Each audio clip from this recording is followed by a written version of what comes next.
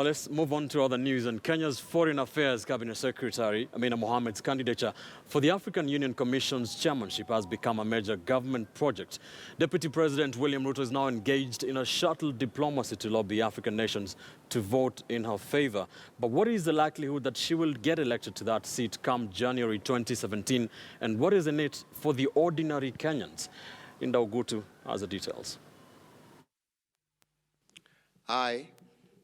I'm proud to offer Ambassador Amina Mohamed for the position of Chairperson of the African Union Commission. The lobbying by President Uhuru Kenyatta on the next occupant of the seat of the chair of the African Union, one he hopes will be taken by Foreign Affairs Cabinet Secretary Ambassador Amina Mohamed.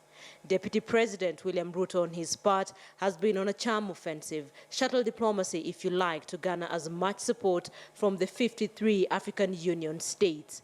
So far, Ruto has been to 10 African states in a week-long lobbying blitz, flying to the various capitals in the hope of tilting the vote in Amina's favor come January next year, when the AU members will cast their votes. So far, Ruto has visited Chad, DRC, Nigeria, Algeria, Liberia, Ghana, Ivory Coast, Mali, Sierra Leone, and Gabon. Deliberate on mobilization for support for the candidature of Ambassador Dr. Amina Mohamed, EGH, CBS, CAV, and chairperson to be of the African Union.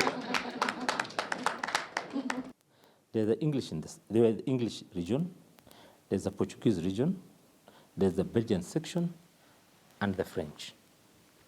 Now, when it comes to the issue of voting, the last minute, they'll now zero them according to the region. EAC, SADC, ECOWAS, and the Northern African region.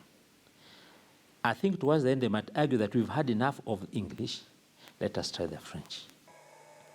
The election for the next chair flopped in July 2015 after the candidates failed to garner the two-thirds majority vote in Kigali, Rwanda. And Kenya is robustly seeking an African consensus on the candidature of Amina, whose 30 years experience in diplomacy may give her an edge in leading the African Union into pushing the continent's agenda in the global arena. This is Kenya's candidature. It's not a personal candidature. It's a national candidature.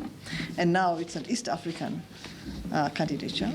It's not Amina Mohamed, but it's Kenya, having theirs at that place.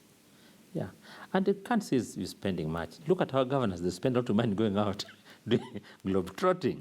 But for the country, it's worth it. Even you, like you, all of us, even in your house, sometimes you spend more when you expect a guest to come in, or dress properly so that you see, it's not wasting money, but it's a way of projecting your image.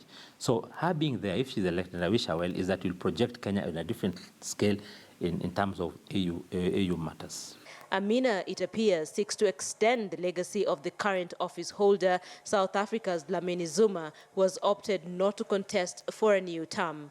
Dlamini Zuma's legacy since 2012 has been mainly punctuated by criticism of perceived failures to make the commission self-reliant and champion good negotiation with international bodies like the UN. Ms. Mohamed hopes to improve this record.